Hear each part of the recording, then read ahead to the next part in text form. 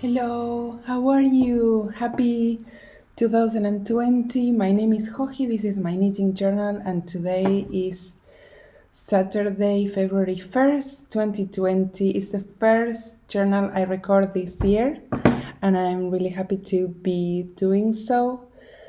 I am recording from our summer house. So for those who don't know where I am in Buenos Aires in Argentina, and from December 20 to February 20, more or less, 2 months, our children have summer holidays. So my family and I move to a house we have in the outskirts of Buenos Aires, where we have a lot more room and open space and just, swimming pool to stay cool during the summer. We couldn't afford to have a house like this in the city, but we can do it in the outskirts. So we're happy to spend the summer here. I have been wanting to record this journal for a very long time. For various reasons, it didn't happen, but nothing serious was keeping me from doing so. It's just I was never alone for a long time, and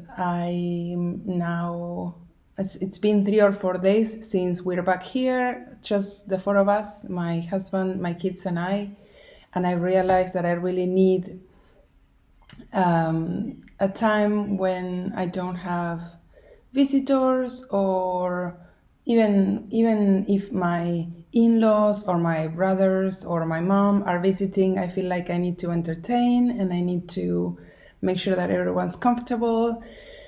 And right now I'm just doing nothing and sitting on the couch all day and working a lot on my needs. So that gave me a push to record this journal. I've missed, of course, I don't know who's watching, but I've missed the interaction that recording the journals brings. I've missed hearing your comments. I've received a lot of messages saying that you miss the journal. I miss it too.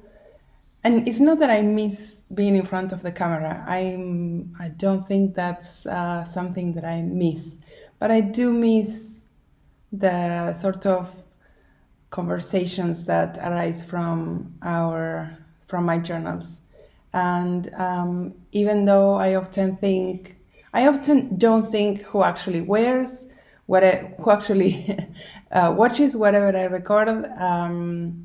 I always receive comments about things that I say here, and that makes me realize that it's something that is meaningful for those who watch too. So thank you for being here, and thank you for watching, and thank you for waiting for me.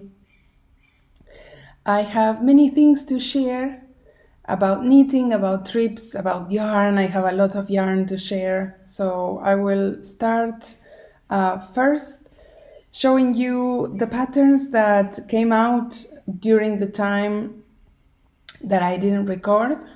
So first of all, I'm going to insert a photo here. The Boston Street hat pattern was published. I showed you the work in progress during my last journal. I recorded together with my mom, and I think I showed either my work in progress or my finished hat, and mom was planning to make one. So we both made this hat. I don't have it here with me, so I cannot show you while I speak, but maybe the photos will help you see. It's a triple fold brim, so it has 3 layers. You fold it up twice. It has 3 layers over the brim, and it has a cable brim that's thick like a headband. And this hat was planned for me and my mom. I say for my mom, but it was planned for me too. So both of us get really cold. I think it's something genetical, because if you if I don't like to touch people when I'm cold, because I hate being touched when someone has cold hands. But when I'm really cold, my hands are also really cold, and my feet, and I get clammy hands and feet. And I know that whenever someone's really comfortable, many times I'm really cold, and my mom is the same, and you can notice that by just touching our hands. On the other hand, in Buenos Aires we have really hot temperatures during the summer, extremely hot, and I'm fine. Just, I can do my normal things. Of course I'm hot, I drink plenty of fluids, but I can live my regular life in 40 degrees centigrades temperature. So I know that there's something, it probably has something to do with our body temperature that makes us really, really cold. That doesn't keep us from traveling to places where it's bound to be very cold. It's ridiculous, but someone commented on one of my stories, Joji, you always seem to travel places where it's really cold. So why is that? So my explanation is that we have kids who go to school. So they have some days off during winter break, and they have like Easter holidays and spring break, but like the big holidays, as I told you, they have 2 months break from December to February. And so if we want to do a trip that will take us 15, 20 days to just explore an area of the world, then we probably have to do it during our summertime. So especially now that the kids are older. So my eldest son is moving from primary school into secondary school this year. His classes start in March. And my youngest is just 1 year younger, so he will go through that at the end of the year. So now, like when they went to primary school, they could ask their teachers to give them assignments, and they were excused from school, especially because teachers knew that whenever we travel, we really take in a lot of information, and we learn about the history and geography and social aspects of wherever we go. So everyone considered that it was also part of their education. But now that they are growing up, so they have more assignments and more tests. So we can't just take them off from school any time of the year for 2 or 3 weeks. We can't do that anymore. So we travel during our summer, which means most of the places we go is winter. We have been to Australia once, and it was amazing, and it was summer, and it was complete change from our usual trips. And of course we've been to South America and Argentina, but we travel a lot to the northern hemisphere, so it's always cold. All of this to tell you that in January, mid-January, we went to explore the northeast of the USA with my kids, my mom, and my husband, of course, and Charlie's parents. And I am not dumb. I know where I'm going, and I know that even New York is super cold, but we were going to go further up north. We were going to go to New Haven, Boston. So I knew it was going to be extremely cold, even colder than when we go to the mountains here in Argentina and we ski. I think that our temperatures are not as low as the temperatures we encountered in Boston. So I was very careful. I have a lot of technical clothes that I wear for my ski trips and of course when I travel, but my mom, I don't think she had ever experienced such cold temperatures, so I was trying to be very careful and make sure that she had all the proper clothing. And one of the things that we usually forget is like we layer up our chest and we make sure we have mitts and like woolen socks, but often we forget about our heads. And it's not the same to wear a hood as to wear a good hat for me.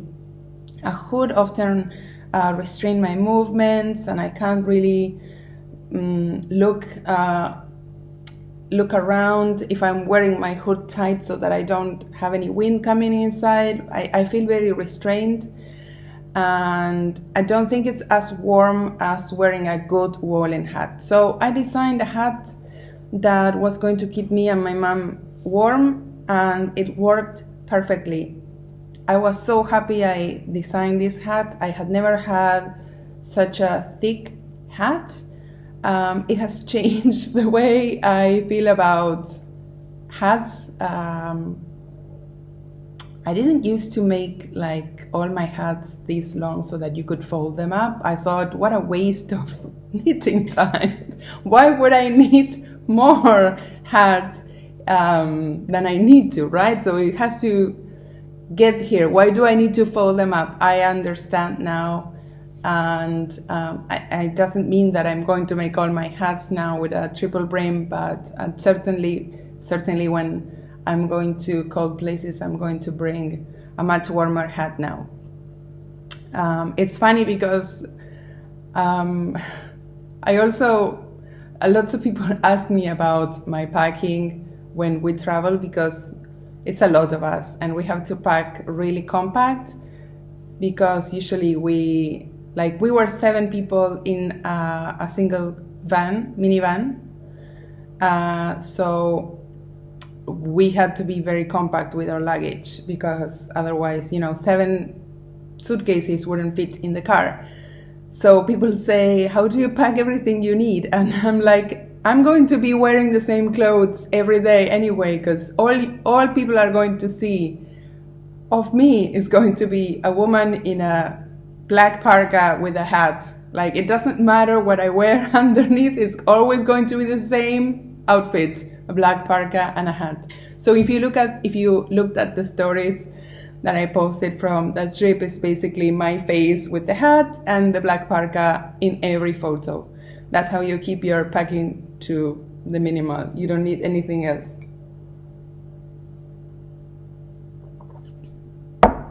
So Boston Street's Hats was published in January, and you can find the pattern on Ravelry. And also, if you're in Argentina, I know I've written about this a few times, but I never know if it gets out there. But in Argentina, unfortunately, we cannot upload credit to our PayPal account. So I can use PayPal because PayPal is the way for me to receive payments, and therefore the credit is in my account and I can pay with PayPal then. But if I don't have PayPal funds, I cannot use my credit card to upload funds to my PayPal. So a lot of people in Argentina cannot buy patterns with PayPal because they cannot just use their credit cards as we used to until recently. The why is politics and foreign exchange regulations, and it's very complicated and I don't really understand it. Anyway, if you're in Argentina and you want to buy one of my patterns, they are also uploaded to my website. It's jojiknits.com, and you can use Mercado Pago there, which is our local Latin American platform for payments. So you can pay in pesos and you can use Mercado Pago and you will receive a digital download. The other pattern that was published was a wrap that I don't have here with me also. It's called Cosmopolitan Wrap, and it was designed using Suburban Stitcher Yak Decay in Cosmopolitan colorways. This wrap, sorry, I feel like I'm talking a lot, so I'll try to insert a lot of photos when I edit this. So last year, my friend Diane from Suburban Stitcher told me that she was going to be vending at BK Live, and she had been invited to be like a guest vendor at the Knitting Place booth. So she was bringing her yarn, and she asked me if I could design a wrap using her DK weight yarn. So I did. This is the Cosmopolitan Wrap. I love the color purple that she sent me to work with.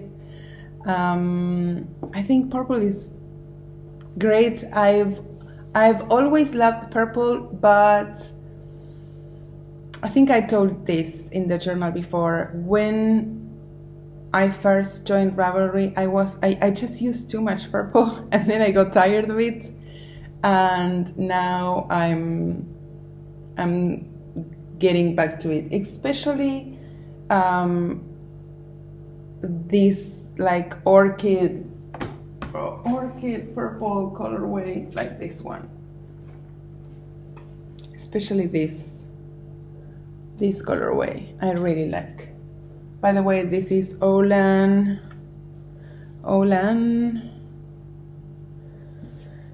Sock Light in the colorway Damson. It's just amazing. It's just amazing. So the wrap was shipped to Diane. It's still with her. She probably will use the sample in her trunk shows. So I don't have it here with me to show you, but it's worked in DK. It uses between 4 and 5 skeins of DK. It's worked from the edges towards the center, and then it's grafted together in the middle. It's a big wrap. It's big and it's warm and cozy, and I love it. I wish I had it with me because I could wear it all winter. And then, and then yesterday I published a tunic pattern, also not here with me, so photos. It's called Pebble, and I have shown this tunic many times in the journal. It was inspired by a sweater that I purchased last year traveling in Italy. So again, it all has to do with me being cold in other places. As you can see, I don't wear my knits ever at home, like almost ever. Last year, my family and I were in Rome, and we were just walking, and weather changed very quickly. I don't love to carry a jacket if I think I am not going to wear it. I try to make do with lighter clothes. So I was carrying a sweater, but the weather changed very quickly. We were in the middle of our stroll through Roman streets, and I didn't want to go back to the hotel, to the apartment, because I was cold. And also I didn't want to buy like a jacket because one, I don't like to buy things that I don't plan, that are very expensive. And two, I need to bring a jacket back home, and I don't always have the space in my luggage to do that, especially if I'm going to be traveling from city to city. So I was walking around on the street, and I see like some kind of street market, and they had inexpensive clothes, and they were selling a very comfortable oversized tunic in this acrylic, probably blend yarn, machine knit. It was maybe 15 euros. So I bought it, and I just put it on top of everything else that I was wearing. And it turned out to be the thing that I wore the most during the whole trip, because it was like oversized and long, and I like to have my rear covered usually. I mean, I love the crop style, the crop trend, but mostly in others. I don't love it that much on myself. I can wear it, but I think I prefer longer garments. So it was long, it had 2 pockets, and I wore it the whole time. As you would expect, by the time I got home in 2 weeks, the tunic didn't look so great. It was kind of not so good quality. So, but I had already decided to make one for myself. So I picked the yarn. I knew it was going to be a big garment, so I didn't want to make it in fingering weight, because then I would have never finished it. So I picked Classic Decay by Yarn Inc. This is a yarn that I had at home, and I made the tunic. It took me a while. It took me a long while to plan it. Like I did it in stages.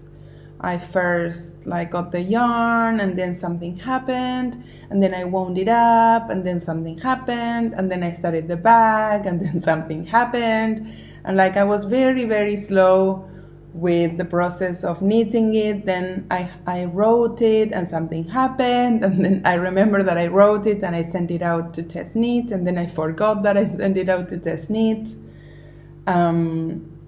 And this week I was here. I was finally having my mental space to finish work and to publish stuff. And I talked to my testers, made sure that no one had any new notes. I talked to my technical editor, made sure that she didn't have any new notes. And then I published it yesterday to Ravelry, and it was very well received. So thank you. That is probably my most recent pattern, is the one that I remember how it went. So I know it's a simple pattern, but to me it's not simple. It's not that it didn't take any effort. It's simple in style, but every pattern, to me, you have to plan it. You have to decide how to work the neckline, the amount of V's, how are you going to make the pockets. Everything takes just as much work as any other pattern. But I've realized that people get really encouraged when I publish something that is not so challenging, because it's more accessible. So I love to, I love a good cable challenging pattern, but I also love working on things that are more accessible to less experienced knitters, and also things that you can wear more easily. Like I can definitely wear this tunic every day, even when I say I don't wear any of my hand knits. Sometimes in winter I do wear my sweaters, and this is probably the sweater that would be the easiest for me to wear. I would just wear it every day. So Pebble tunic out on Ravelry, and yeah, those are the things that came out lately. So let me think about it. I'll be back. Okay, I had to think how to go on. So I'm going to show you some finished things that I blocked when I got here, and yeah, that I've been finishing these days. I've been finishing long-term projects, which is something new, because I feel like last year it was all about new little things here and there, and I didn't start bigger projects.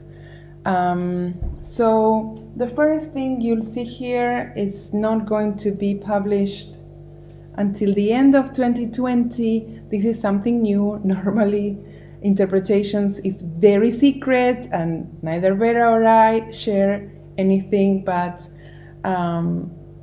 this is, Vera and I have started working on interpretations 7.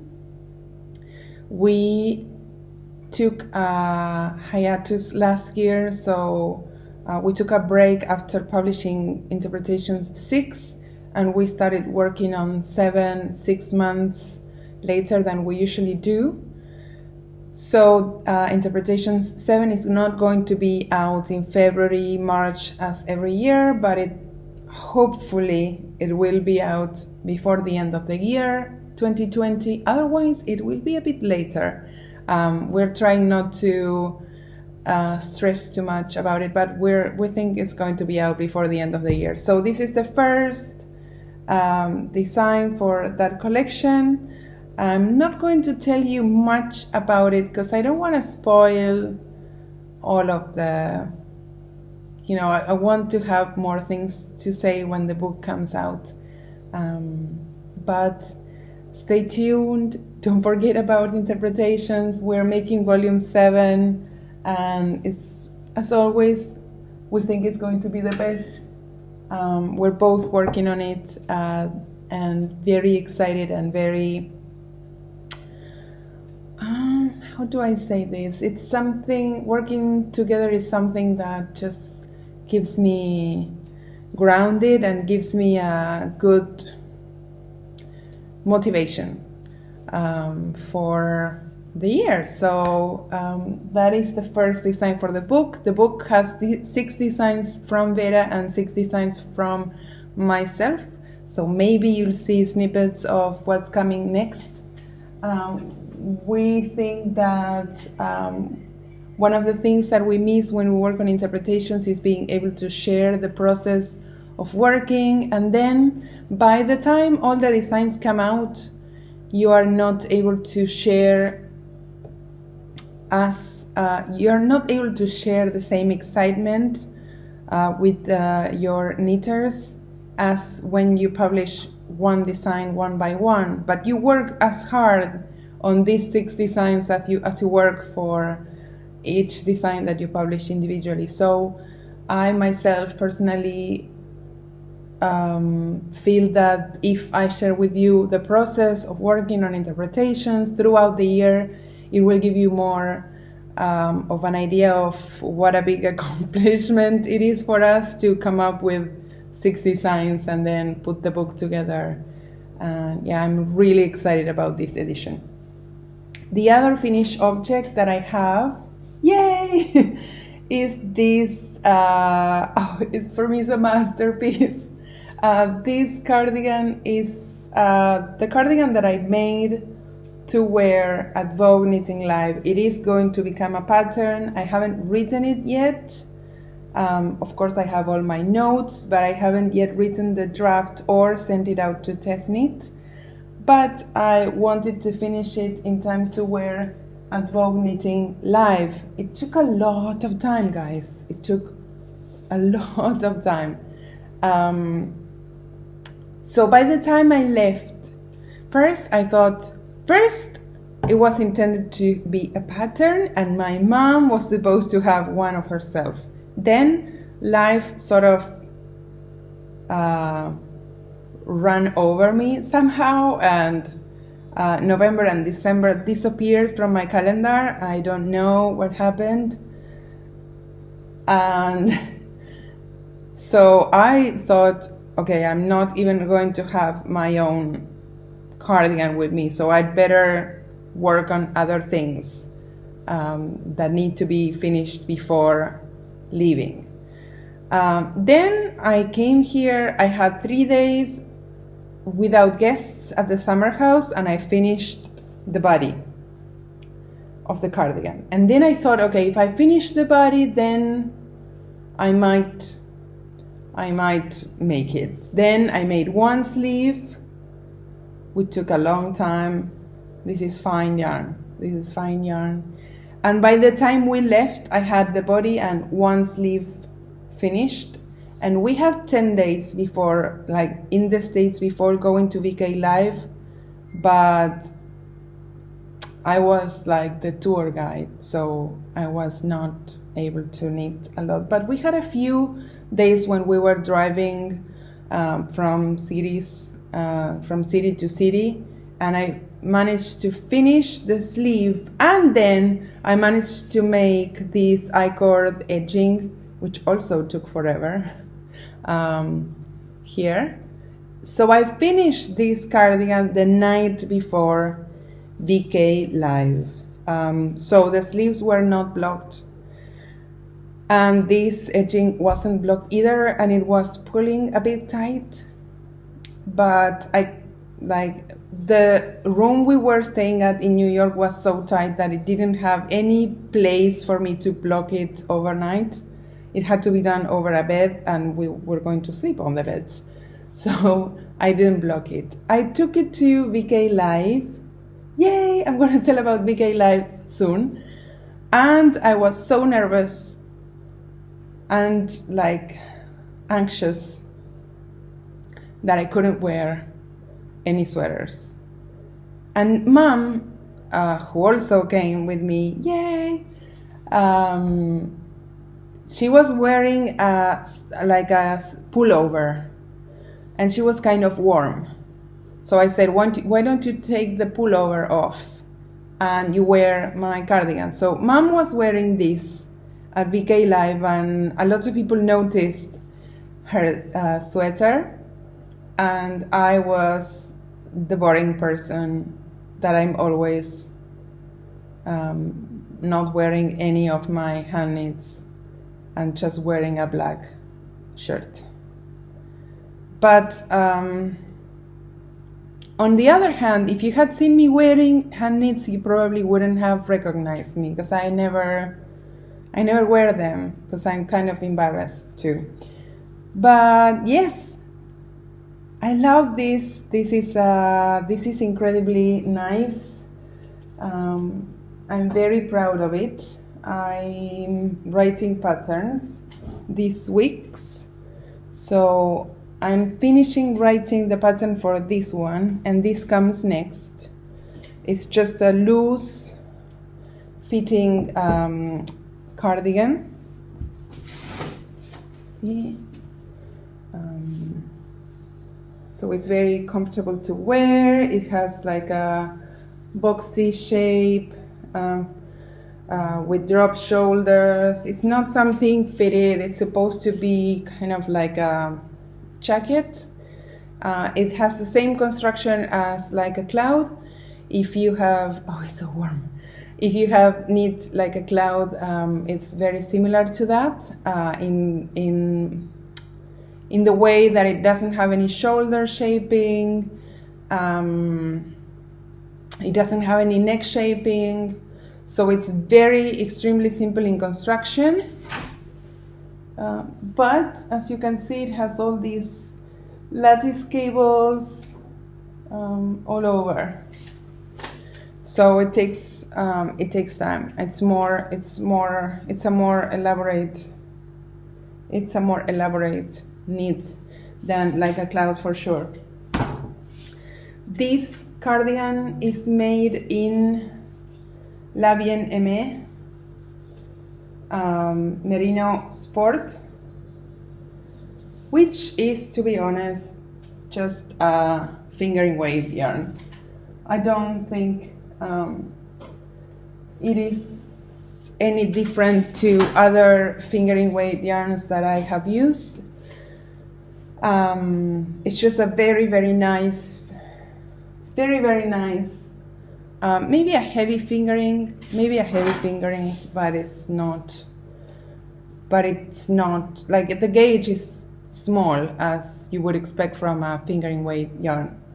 So that took almost 5 skeins of that yarn, considering it's a wide fit. It's a loose, relaxed cardigan. I made loose sleeves for a change because I just wanted it to be something that you would wear over anything. Normally I do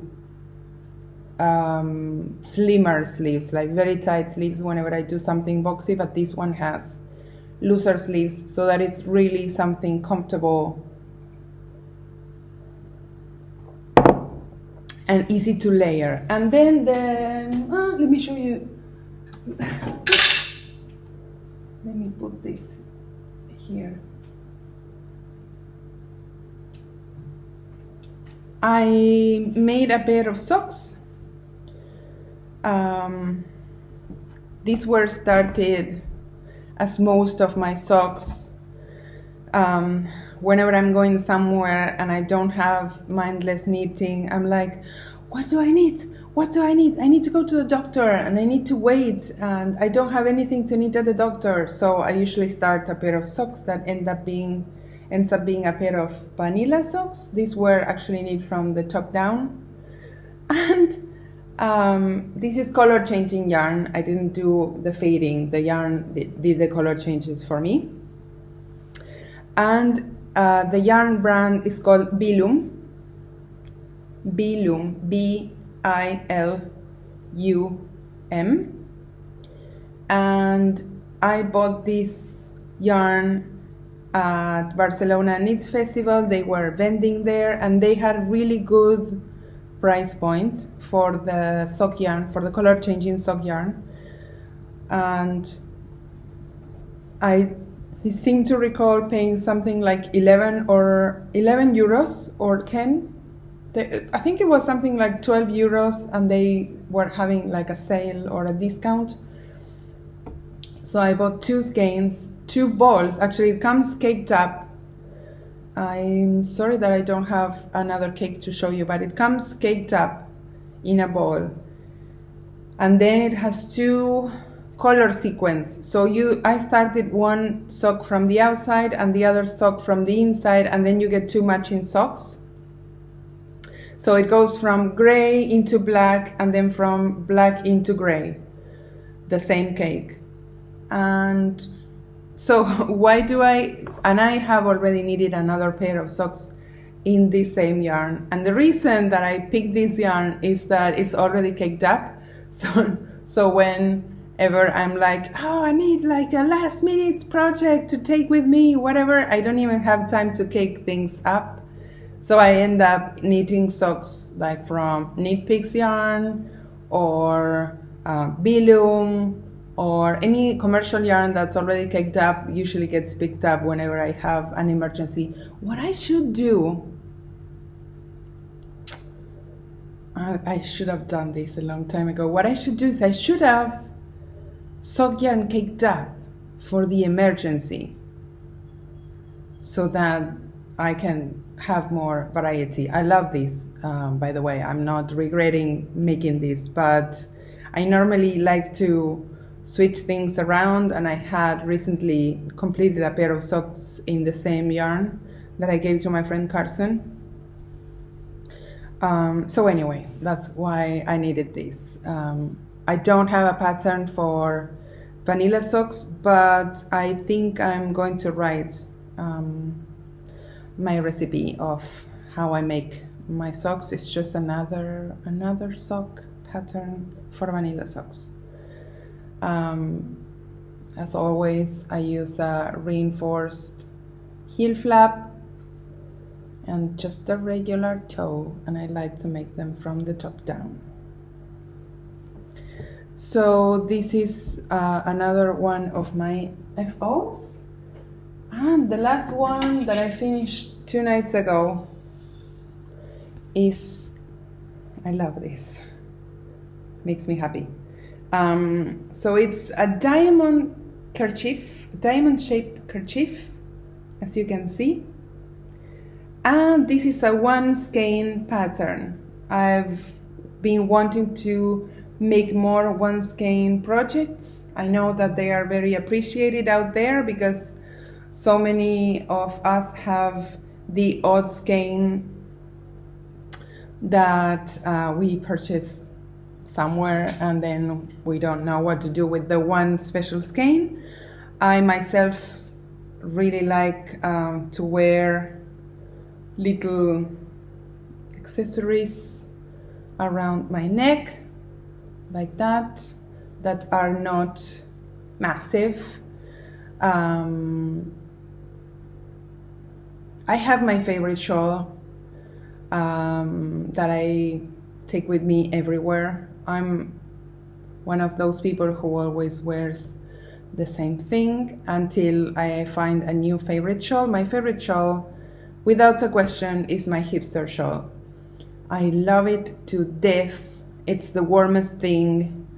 I feel like the color, if you can call it a color, it is a color. It's more or less this shade. It goes with everything that I ever wear, and it is the shawl that goes with me on every trip. But also, it's almost 300 grams, it's 250 grams of yarn, and it takes a lot of space. And whenever I have to put it, like I get warm, if it's warm, I need to take it off. And if I have to put it in my bag, it takes a big space. So I have a lot of respect for these little accessories that, you know, one can fold and like roll and keep in the bag just in case you get chilly and you need something. And I know it's not going to be as warm as a hipster shawl, but I know that I can take it anywhere. You know, my one skein shawls, I can just take them anywhere.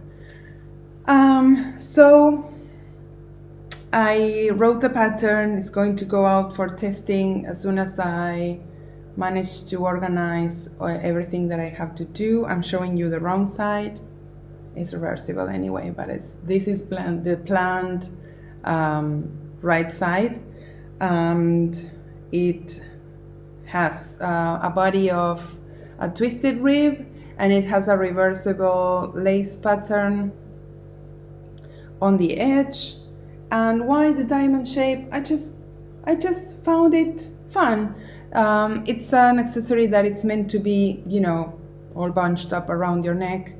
And I have never designed a diamond scarf, so I just thought it was nice to have something that shape.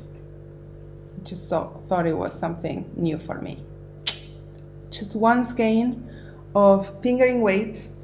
The yarn that I used this time is a single ply merino by Ushitita, and it's gorgeous color.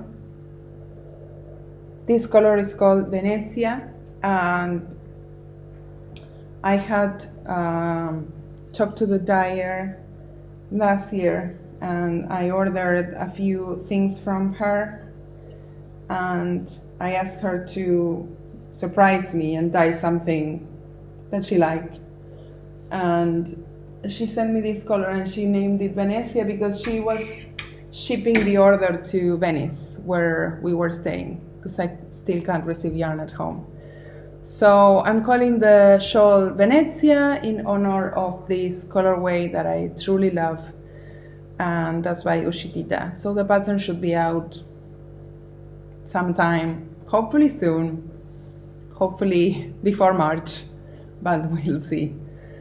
So those are my finished objects. I have one work in progress that is almost a finished object.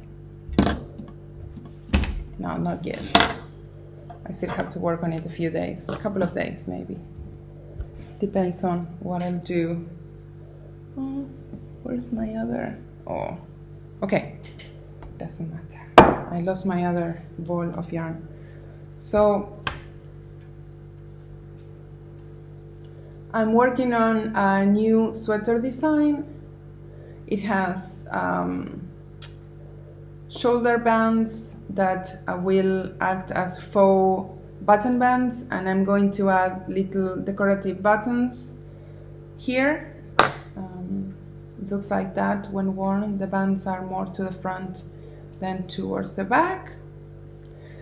And it has a boxy shape, and it's just really simple but lovely. This design is made for Woolberry Fiber Company's Yarn Club. It's not an exclusive pattern. It will be published individually. It won't be just for that. but it's part of Woolberry Wardrobe, and it's a gathering of patterns for Woolberry Yarn Company. The yarn I use, of course, is Woolberry Yarn Company Cashmere Decay. It's a merino cashmere nylon blend. Gorgeous yarn, super soft, super yummy. And I'm using that berry color that I've been telling you about, and a lovely, it's a pearl gray, but it has some kind of purple tint. So the colors that I'm using are a single pearl, and this color is called Flora. It has like slanted shoulders with short rows, just plain sleeves with ribbing.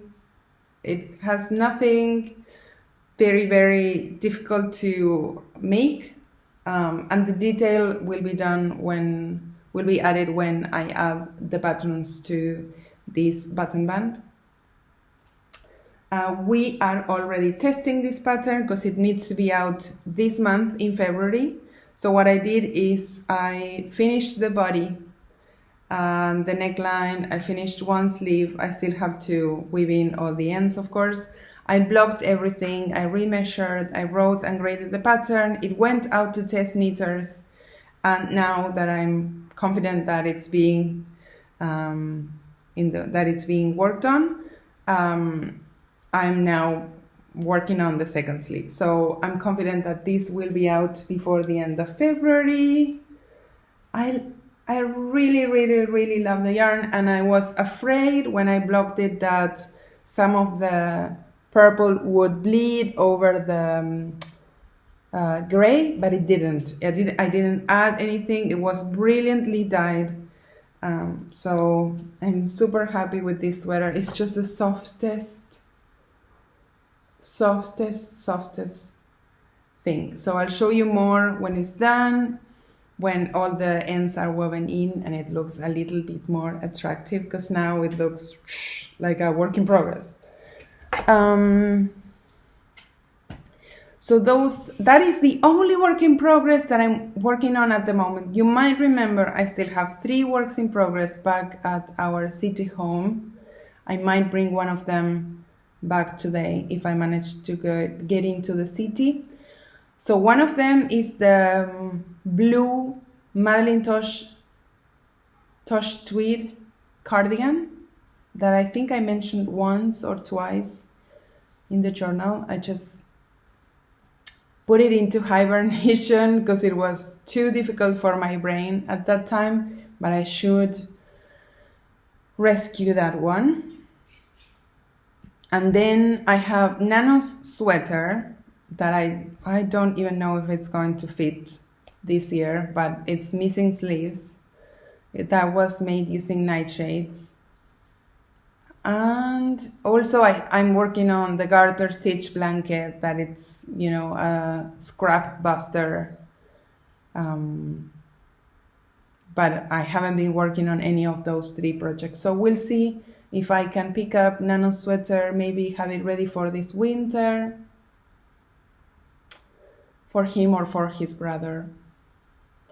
And the blue tweed cardigan, I really want to get back to work on that, but it's a complicated pattern. I don't know if I will understand what I was trying to do last year with that. Anyway, I went to Vogue Knitting Live with my mom. This is going to be a long episode. I'm sorry about that, but I just missed telling my stories.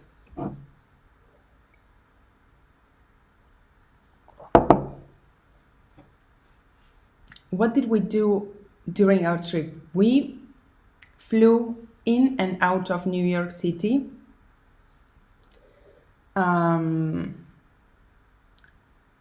Flights worked perfectly. We arrived into JFK and the car was there. We all fit in the car. The luggage was spot on.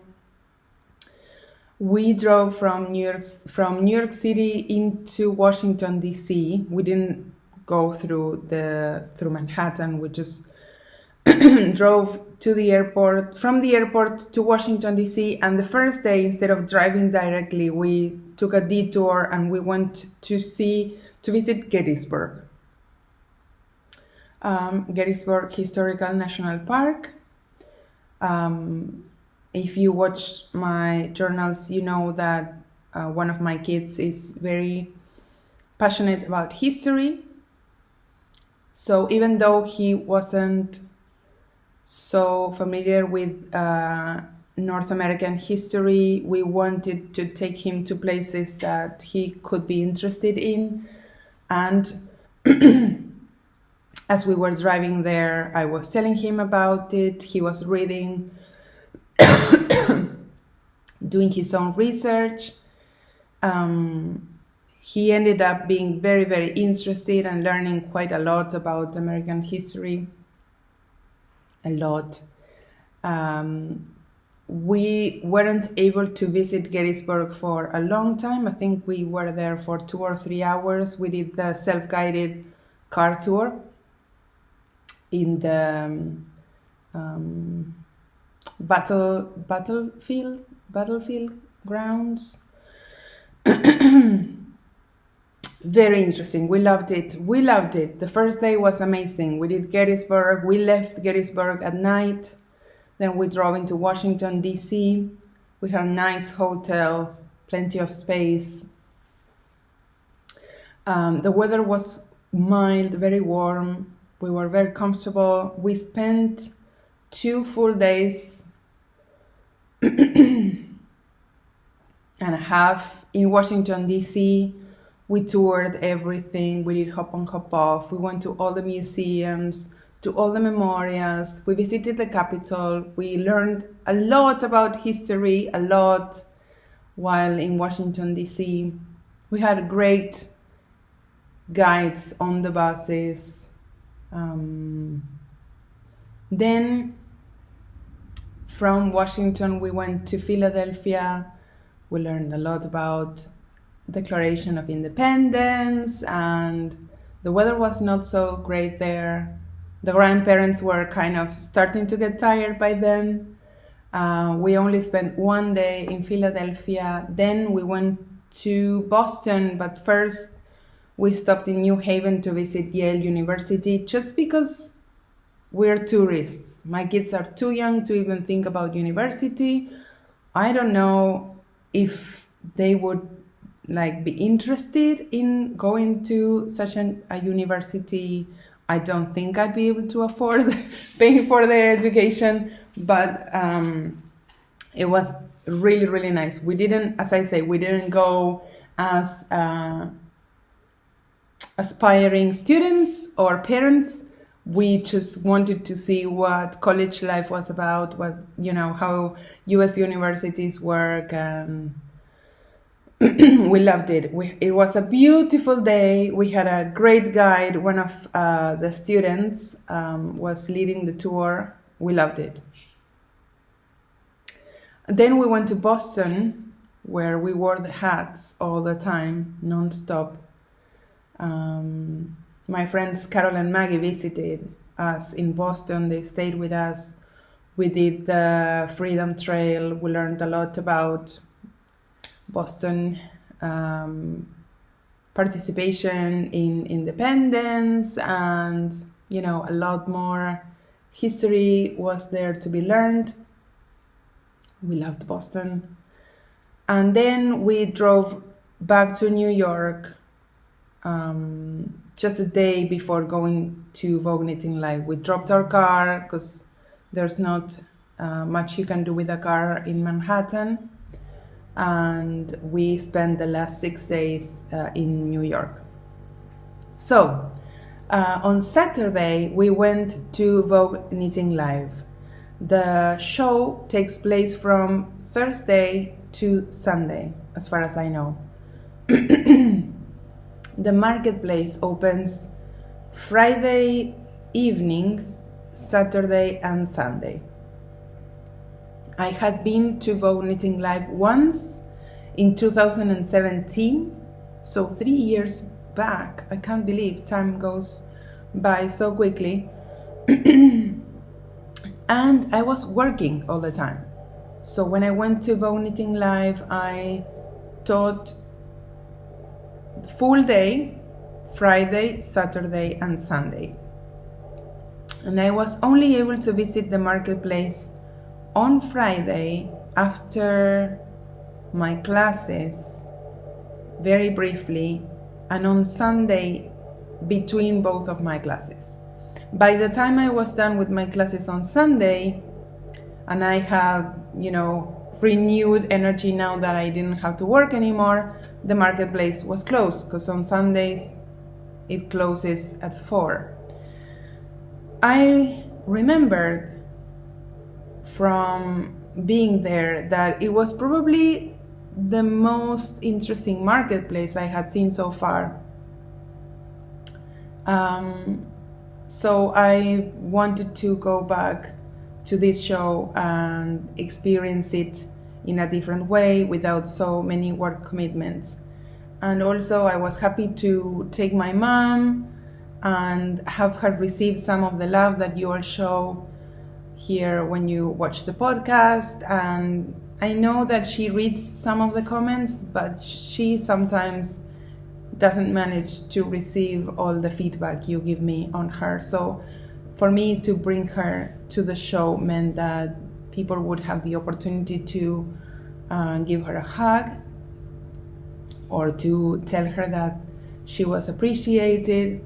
It was difficult because my mom doesn't understand everyone's English. She understands everything that I say, and that's because she hears me all the time speaking English, and also because I speak with a Spanish accent, which makes it a lot easier for someone whose English is a second language to understand. On top of that, my mom is almost deaf. She uses hearing aids, but she doesn't hear almost anything when there's like a lot of room noise. So it was hard for her to maintain a conversation, but she did great. She did fabulous. She was very happy to be there. I was too. I was very happy to be able to go to a booth and not have to run.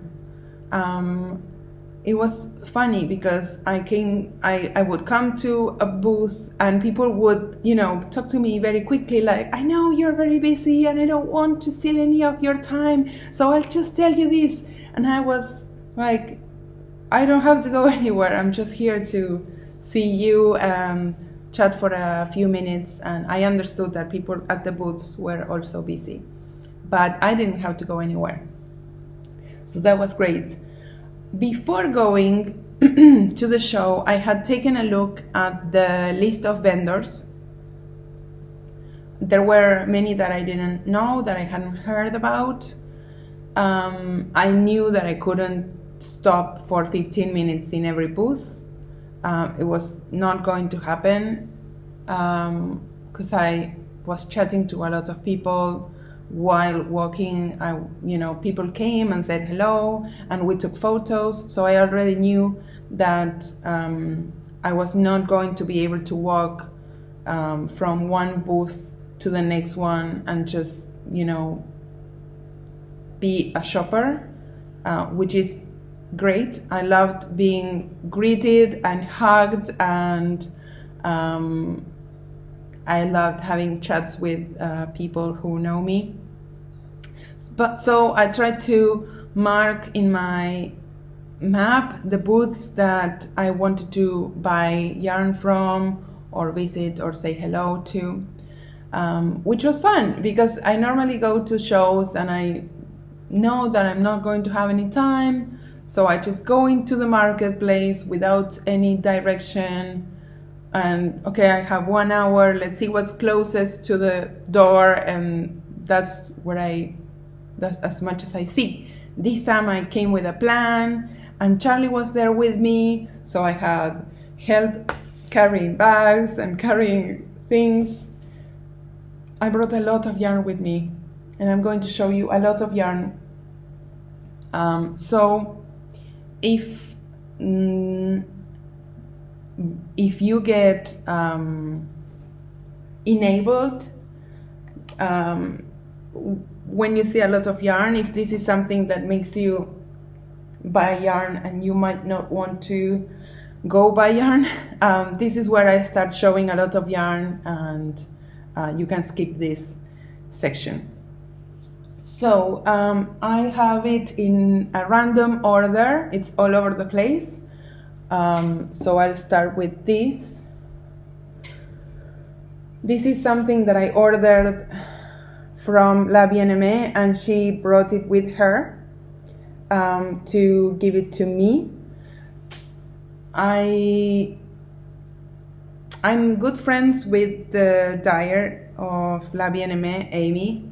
Amy and I are old friends, and I've known her since before she's had her yarn brand. And every time Amy has goes to a show outside of Europe, I think she performs as a guest in someone else's shop. So this time she was vending at Brooklyn General Store booth, and I had marked that in my map. So Charlie, Mom, and we all had met Amy before. So we're walking towards this place, and it was quite early. The marketplace wasn't that crowded. It was crowded, but it wasn't that busy yet. So we're walking, and then there's this like pack of people standing in front of a booth, and we're like, that must be Amy's booth. So we walk towards it, and there's Amy. She had set up the yarn in a way that resembled like a marketplace, like a fruit stand, like a fruit stand with a roof on top, and she has this light pointing at her, and she looks stunning. So it was quite a view to see Amy's I don't know, she's so talented and she's so successful, and she's our friend, and just coming as a guest and watching your friend doing what she does, it was really, really good. I don't know what I'm trying to say. It was quite a sight to see Amy there. She was very busy. I didn't want to take a lot of her time, but I had to pick the yarn that I had ordered. So I managed to talk to her for a few moments, and then she gave me this yarn combo that she made for Interpretations 7. This is the color scheme that Vera and I are working on, and this is going to become a sweater. This is her Merino Sport. It's the same yarn that I used for the cabled cardigan. It has some mohair on it. And she made 5 new colors. So I'm not gonna tell you, I'm gonna tell you what they are. I don't know if she's probably going to sell these when the pattern comes out. So promise me you're not going to ask Amy about these colors unless she has them on her website somehow, because she might have these up for when we have interpretations ready. So this is Emmeline. I love this new yellow. It's called Maize. Oh, this is amazing. This is amazing. This is called Caramel. Artemisia. And Esme. So that's what I brought from La Bien-Aimée. I had pre-ordered these. I didn't buy them at the shop. I bought them online, and Amy brought them to me. Then, as I was walking around, I came to the booth owned by Forever Yarn, a shop in Doylestown, Pennsylvania. The owner and I are old friends also, Jan. And she is always very kind to me. and she has wonderful taste for yarn. So she was selling yarn from a lot of different dyers. And so she told me she had a new yarn company that she was carrying, and she asked me to bring something home with me and maybe make a design in the future. I don't know when I am going to work with this, but she put together this fade for me. And this is, the brand is called Gepard.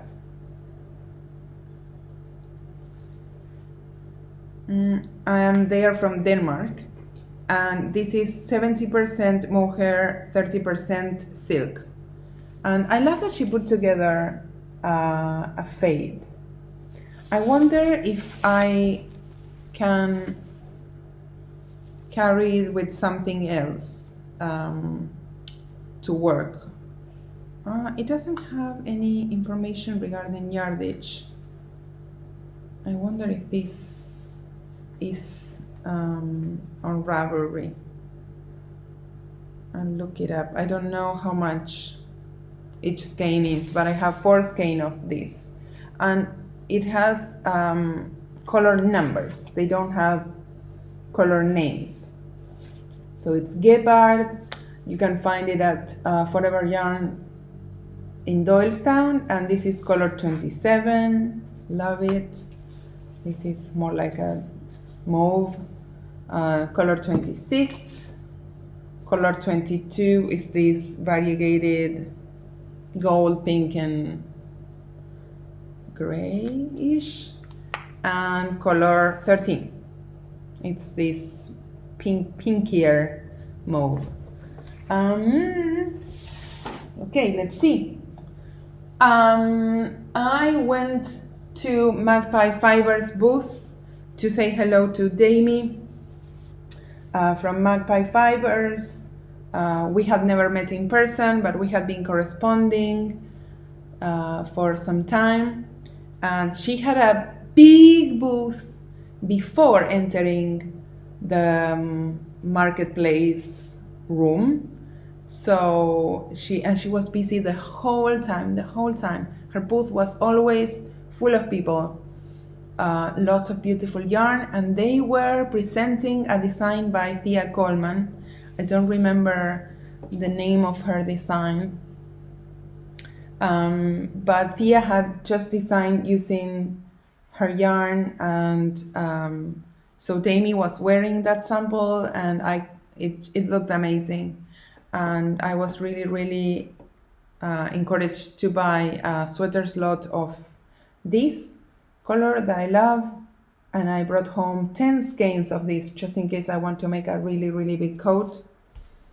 So this is Nest Worsted. It's 100% non-superwash Corriedale, 200 yards in 100 grams, and the color is Twilight Honey. Okay, also, she saw us, carrying our jackets on our backpack and bags, this was just the morning, and we were going to have a lot more things as the day went by. And she was very kind to offer us a space to leave our stuff behind her booth, which was amazing. Thank you, Damie. That probably made our day way better. It made all the difference for us, and so I appreciate. Thank you, Magpie Fibers, for that detail. I also had ordered this. One of them lost the tag. I had also ordered a sweater quantity of this before. That's better representation of the color, before going to the show, to save on shipping. And because I cannot have it shipped home, I asked those dyers that I was buying from if they would be so kind to just have a bag for me at the show. So thank you everyone who did that for me. I saved a lot of money, and I know that it's a pain in the ass to have, you are already transporting so much yarn, and to have a bag for me, but thank you. So thank you, Carida from Neighborhood Fiber Company, for dyeing this for me. I have a big lot also, possibly for a cabled coat. And this is her Studio Decay. Studio Decay, it's blowing up. Studio Decay, it's 275 yards in one skein, 100% superwash merino, and the color is called Oliver. And I love the way Neighborhood Fiber Company's yarns are spun. I've worked with them for so many years, and I don't know, they always have amazing colors and amazing yarn bases.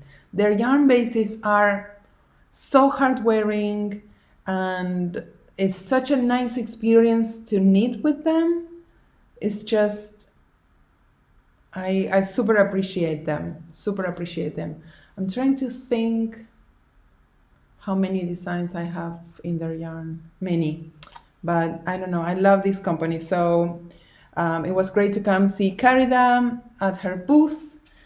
She always has a booth at BK Live, and it's a pleasure to know her and to be able to say hello. She had never met my mother, so I was also like, hey, this is my mother and my husband, to everyone that I knew. Some people knew Charlie. Most people didn't know my mom. It was great. I loved having my mom there. Another yarn company that I ordered from, and this time I had it shipped to one of the hotels I was staying at. And I didn't, because I asked her if she was vending at the show, and she wasn't.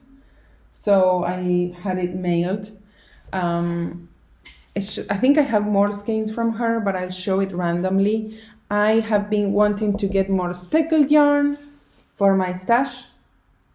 So I ordered a few random skeins from this amazing dyer, Wobble Gobble Yarn. This is a new yarn dyer for me. I had never worked with her yarn. This was another goal for me. I have my favorite yarn companies that I work with. Like I've told you, I work so many times with Neighborhood Fiber Company, and La Bien-Aimée, Madeleine Tosh, Malabrigo, and so many more. But I also wanted to go to shop this, to use this opportunity to shop new to me dyers. So most of these skeins are her Merino Decay. This is Chirp. This is, I think these ones don't have a name. This is Dogwood. This is her mohair. It doesn't have a name, probably Dogwood too, because it looks similar to this one. And Dogwood. So that is Wobble Gobble Yarn.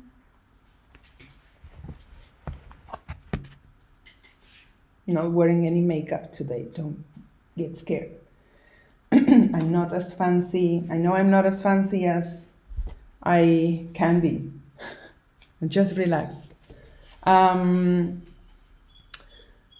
This dyer, I wanted to go. I was looking at the list of vendors, and I had been following her on Instagram, but sometimes I don't really connect an account with a person, with a vendor. So when I saw her name in the list of vendors, I marked it, and I really wanted to go.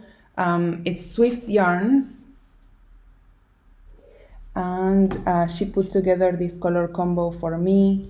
She had this super colorful booth, and we chatted a little bit, and I told her that I was an admirer of her use of color. She puts together the most amazing color combinations, and my goal visiting her booth was trying to get something that was more colorful than I would normally buy. So instead of trying to put something together myself, I asked her to do it for me to see if I can expand my color horizon this year. As you will see, I know it's not crazy color for most of you, but in 2020, I'm trying to add a lot more color to my designs. Let's see if I can make it happen. Because you all know I love gray, but last year was very gray. So, what else? I went by this booth. It was very interesting to learn about this yarn, and I really like their colors. So this yarn is called, there's mohair and probably Joji's hair everywhere. So this yarn is called Brinda yarns. Brinda yarns. And they are in San Diego, California, and they're using Uruguayan wool to make their products. And they are using new, I don't know if it's their invention. I didn't get that, but I had never heard of it. So it's a new way of spinning yarn with one of the plies going in the opposite direction that makes the yarn take the dye in a different way. It looks very stunning. Their color range is really nice. It's like strong, powerful colors. I love this rust oxblood color, and so I brought home these skeins. This is their DK weight, 100 grams. It's called Shakti DK, and it's 100 grams, 273 yards. So this is the name of the base, Shakti DK.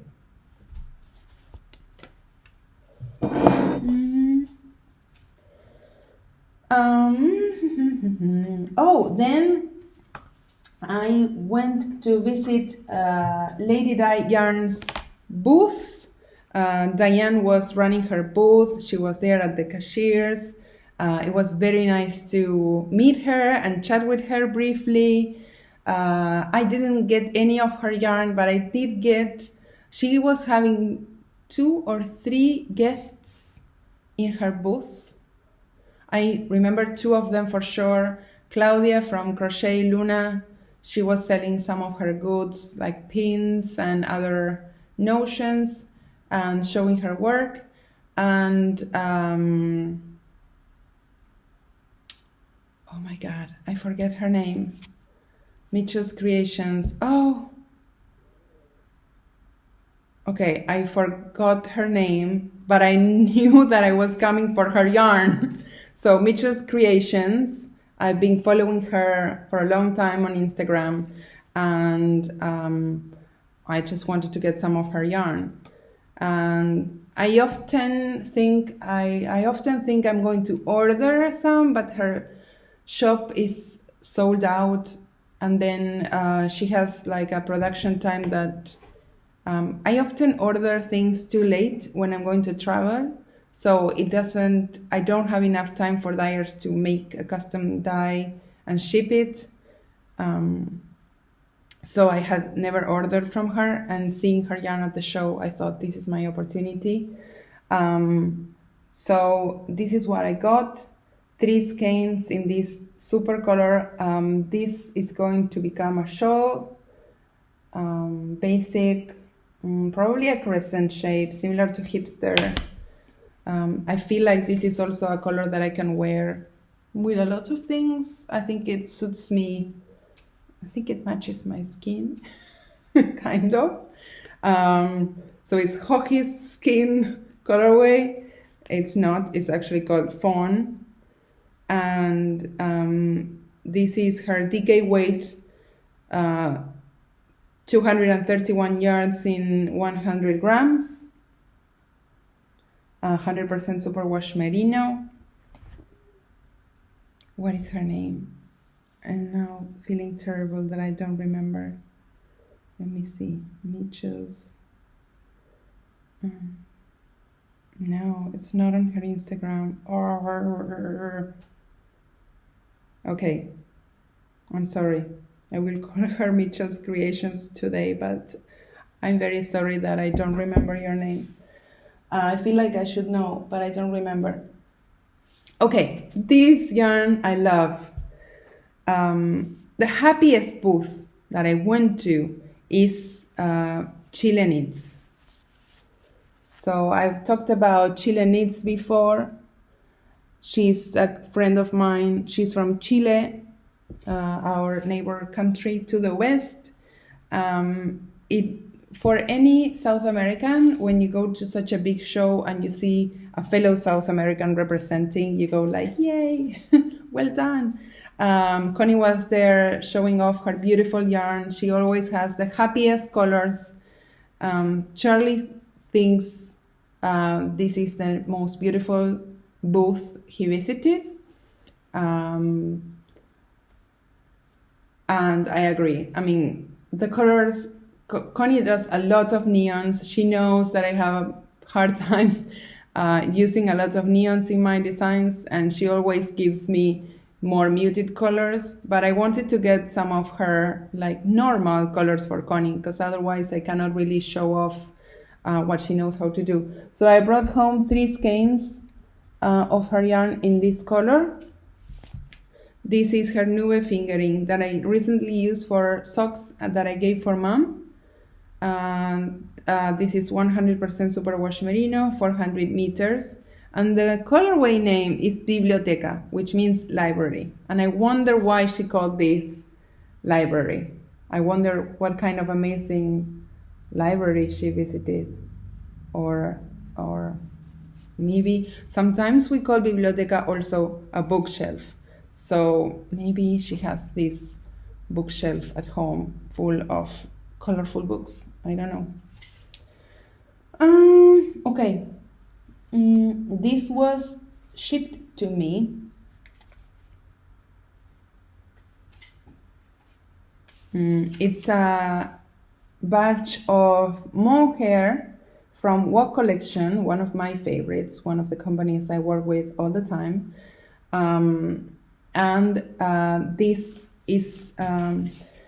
This is a combo of some of her regular colors that I'm going to use for interpretations. So this is Apricot, Arctic Wolf,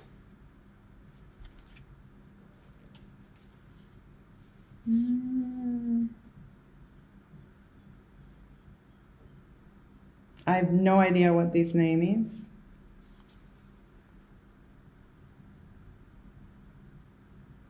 Whatever that is. Golden Road and Autumn Claw. So this is going to become a wrap for interpretations. I'm not going to tell you more about that. Then Carida from Neighborhood Fiber Company also sent me or gave me 2 skeins of her new base. This was a gift from her.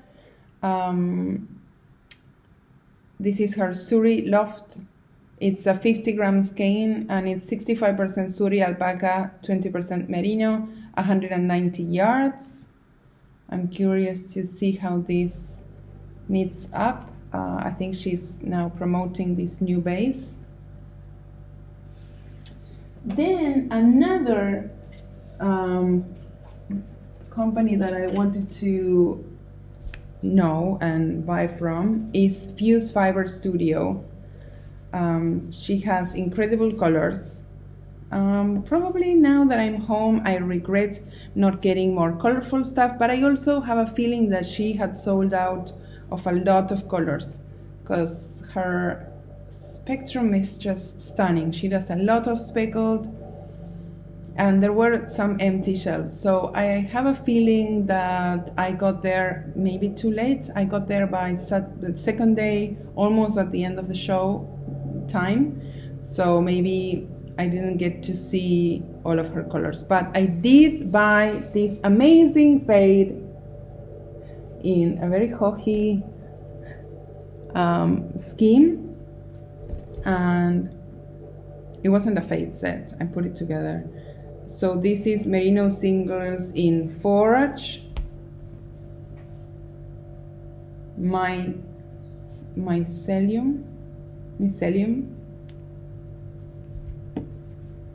wax seal. This is so awesome. And of course, I had to get ale. Fuse Fiber Studio. I loved it.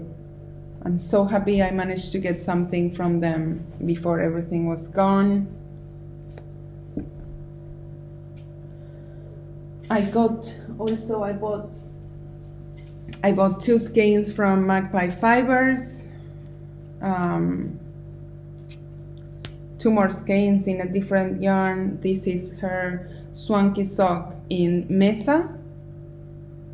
A lot of autumnal colors I bought. I visited Barnyard Knits. I forgot to say when I presented the Boston Street's hat that I used Barnyard Knits DK in the Riverwalk colorway. So she was there, she was vending at the show. We spent a nice time chatting with her at her booth and taking some photos. And also I went away with this gorgeous fade, more spring than autumn, this one, that I just can't resist. It's the best. I wanted green, so I spent quite a bit of time trying to decide. We were putting together color schemes. Charlie Mom and I were like taking skeins out, and I had never been able to do this, guys.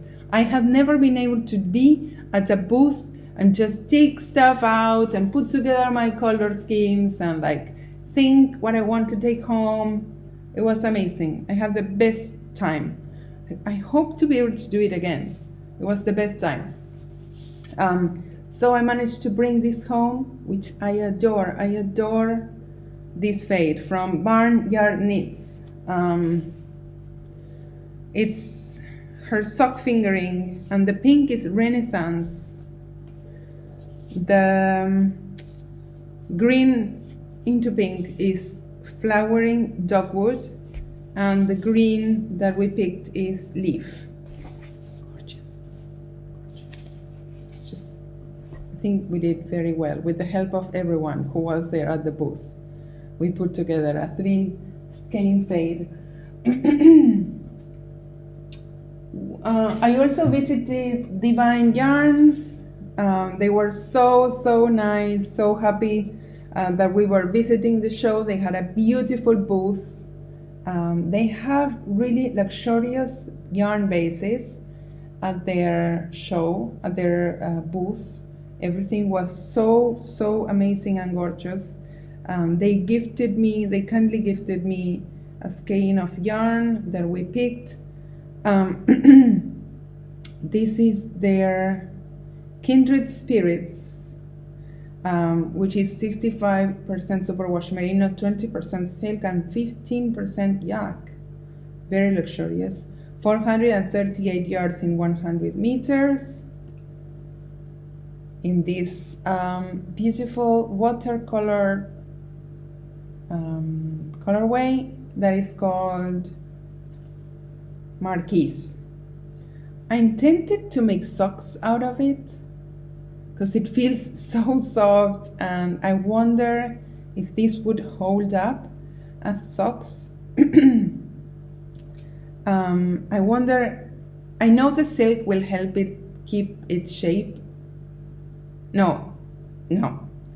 I know the silk will help it last because silk is so like hard wearing, On the other hand, I wonder if silk will make the socks stretch out too much, that they will go out of shape. I've been wondering. I think this would be perfect for a pair of socks. And then I also brought home, I visited my yak booth, and I stayed there for a while. We chatted. Line, my friends from Line were having a meet and greet at the booth at the time, so I took the chance to come and say hello to them. And so I brought some of there's so much mohair flying around. Some of their medium, I think it's their worsted weight yak. It's 100% baby yak, 50 grams skeins, 117 meters. So I'm collaborating with them in 2021, but just to be sure that I was going to have the yarn that I need to work, I brought it home. It looks so nice. I love this burgundy color. It's beautiful. So I brought their color burgundy, aptly named,